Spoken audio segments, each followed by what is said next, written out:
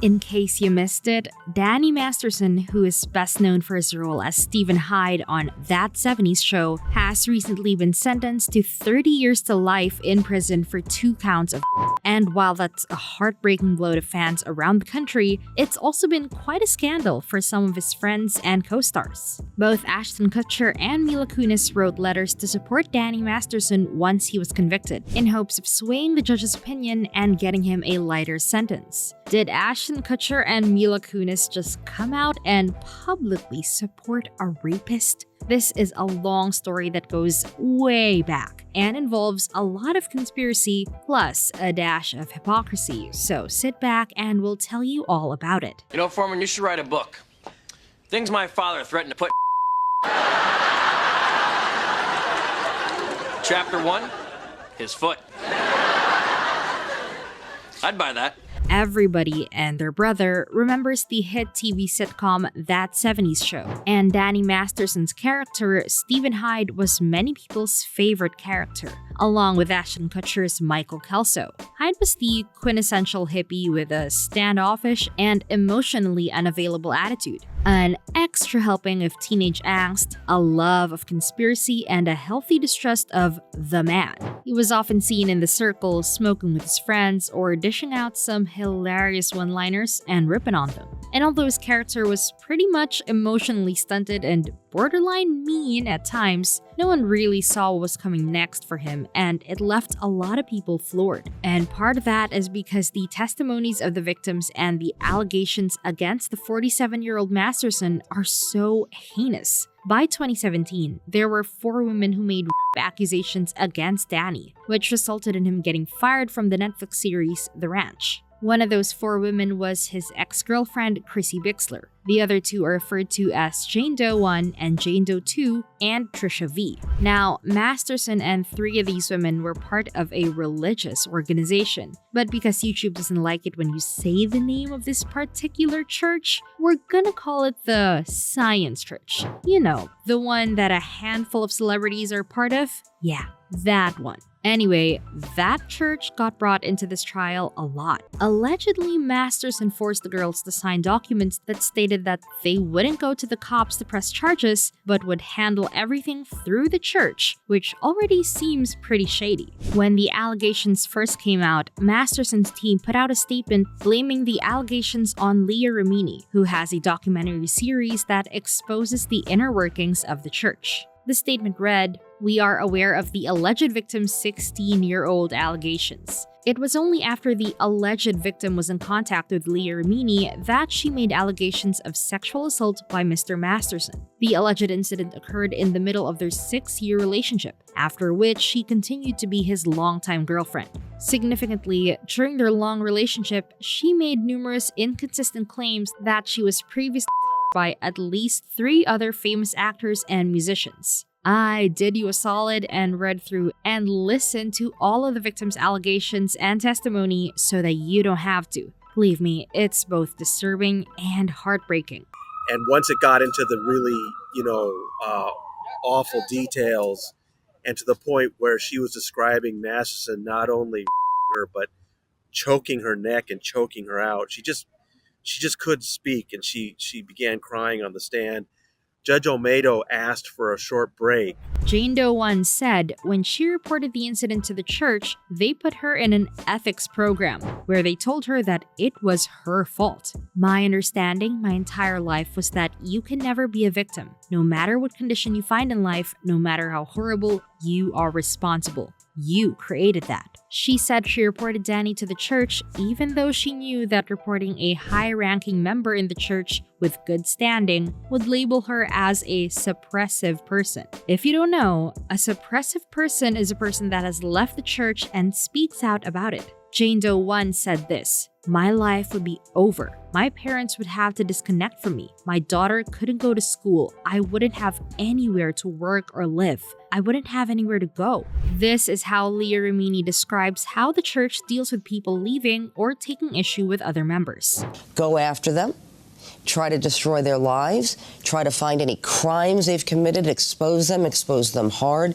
You can lie about them. They have Scientologists picketing in front of people's houses going, don't trust your neighbor, implying that he's a sexual deviant. They go after your jobs. And when that doesn't work, they go after your family. All three women who are part of the church say that they encountered harassment from the church because they made accusations and brought charges against Masterson. In fact, Chrissy Bixler and her husband claim that church members poisoned two of their dogs by inserting poison into meat. Plus, she said that when she first reported church, they told her that it was impossible for her boyfriend to rape her. Furthermore, she said they told her it was her job to provide Danny with whenever he wanted it. And let me tell you, the church was not happy about being named in the proceedings. They put out a statement that said, "There is not a scintilla of evidence supporting the scandalous allegations that the church harassed the accusers. Every single instance of supposed harassment by the church is false and has been debunked." They were also pretty concerned that the mention of their organization in court would set precedents for religious persecution. They said that referencing Masterson's religion on trial was an unprecedented violation of the First Amendment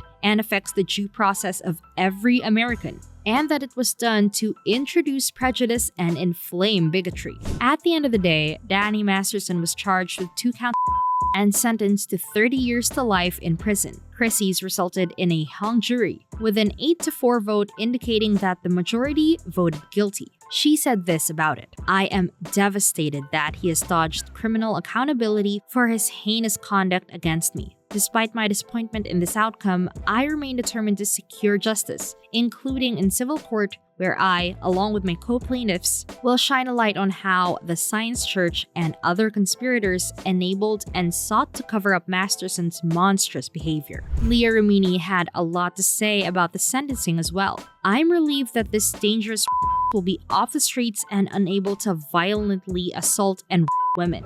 She also went on to compliment the survivors on their bravery in standing up to both the church and Masterson. So, the trial was pretty nuts, but now Ashton Kutcher and Mila Kunis have entered the chat. It turns out that during that in-between period after Masterson was charged, but before he was sentenced, they both wrote letters to the judge to support him. Their goal was basically to get him some leniency. Ashton spoke about his 25-year friendship with Masterson, saying, "As a friend, Danny has been nothing but a positive influence on me. He's an extraordinarily honest and intentional human being." He went on to say that he couldn't recall a time that Masterson had lied to him, that Masterson was one of the few positive influences in Hollywood that encouraged him not to do drugs and to stay away from people who did, and even recalled a time when he stood up to defend his girlfriend. One of the quotes from the article that has people really bugging is this: "He set a standard of being a hands-on dad. We spent countless hours together with our kids, and he is among few people that I would trust to be alone with my son and daughter." Imagine coming right out and publicly stating that you'd be comfortable leaving your kids alone in a room with a convicted.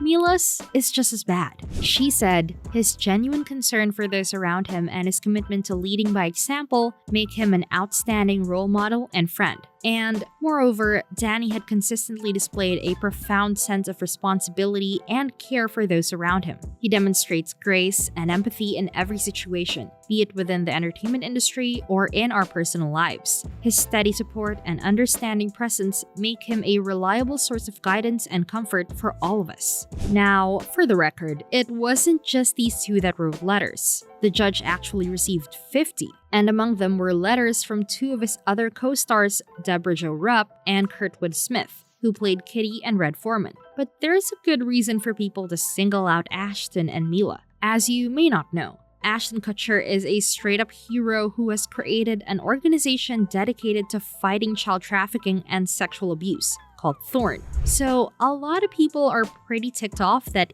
he now seems to be upholding an abuser. The thing is, I know that these are 2 people who have to have very fancy and expensive lawyers. I know somebody had to have told you that these letters were public knowledge. I don't know when y'all wrote these letters. So if you didn't know that, you should have found that out when all those idiots got flamed for writing ones for the damn leprechaun to stay his ass out of jail, right? And for these 2 people specifically, I don't even know how to begin to describe how sick it is for you to build a brand where you create a foundation. The sole purpose is to fight sex trafficking and keep, women and children safe from sexual predators, like your friend over here, and then write a letter talking about what a great role model this man has been in order to get him a lower sentence. After you sat down and listened to 5 people go in detail about what he did to them, your foundation is supposed to help find, prosecute, and put in jail to say, well, I never saw him do anything bad and I can't believe this and he's such a good guy. I feel like I know he's been convicted and everybody deserves justice, but you shouldn't put him in jail for that long. The good news is that the two seem to be aware that this was a bad look for them because they recently came out with an apology video. And apparently, even people in the industry seem to feel like the two sending in the letters was just gross. Christina Ricci has came out with some words about awesome guys. So sometimes people we have loved and admired do horrible things. They might not do these things to us, and we only know who they were to us. But that doesn't mean they didn't do the horrible things, and to discredit the abused is a crime. People we know as awesome guys can be predators and abusers. It's tough to accept, but we have to. If we say we support victims, women, children, men, boys, then we must be able to take the stance. Unfortunately, I've known lots of awesome guys who were lovely to me who have been proven to be abusers privately. I've also had personal experience with this. Believe victims. It's not easy to come forward. I have seen Christina Ricci's story, and I'll tell you why I absolutely loved it. She's referring to Ashton Kutcher and Mila Kunis and their support letter, but she also posted it hours after this apology video. Christina Ricci has been in the industry since she was a child, so I can't even imagine the amount of things she's seen, been around, been through. And last year, she did an interview with a Hollywood Reporter. She talked about how she styled her clothing and how she never dressed a certain way because she didn't want to get that kind of attention. And even without dressing that way, she said, I always felt that kind of attention in a very threatening way. So I'm sure for Christina Ricci, it's probably triggering for her to not only find out that Ashton Kutcher and Mila Kunis wrote the support letter, but that they came out with their video. It's not easy to get conviction. In all seriousness, the way that Christina came in and authoritatively inserted herself into the discussion to state her experiences in the industry and how these things should be addressed was not just a boss bitch move, it was extraordinarily classy. Most celebs these days just resort to petty Twitter feuds to get their point across, but Ricci came in and said what she had to say without even calling anyone out. So props to her for that. Anyway, I want to hear what you think about all of this. Do you think that Ashton and Mila were wrong to write the letters in support of Masterson? What do you think about their apology video? And what about Christina Ricci's response to it? Let me know down in the comments, and I'll catch you in the next video. Bye!